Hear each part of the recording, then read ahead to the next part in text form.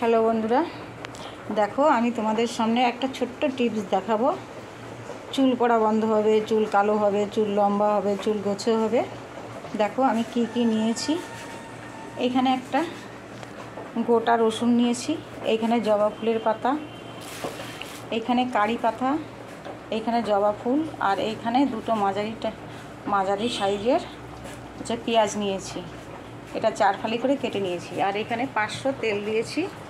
আর দেব 2 চামচ মেথি। এই যে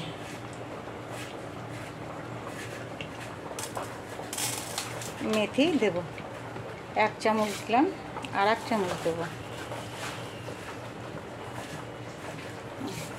মেথি দিয়ে দিলাম, পেঁয়াজটা দিয়ে দিলাম, পেঁয়াজ, গোটা একটা রসুন দিয়েছি একটা।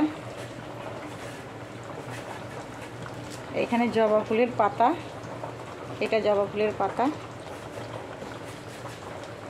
এটা কারি পাতা, এটা কারি পাতা,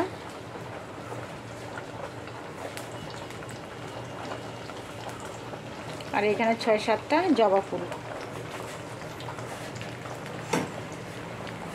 আমি সব দিয়ে দিলাম উপকরণগুলো। লাস্টে কালো জিরেটা দিয়ে দিলাম। দেখতে থাকো, আমি পরের রাউন্ডে তেলটা ঢালা দেখিয়ে দেবো। এটা ফুটতে থাকবে। আমার তেল হয়ে গেছে, দেখো তেলের কালারটাও অন্যরকম চলে এসছে। এবার আমি তেলটাকে ছেঁকে নেব।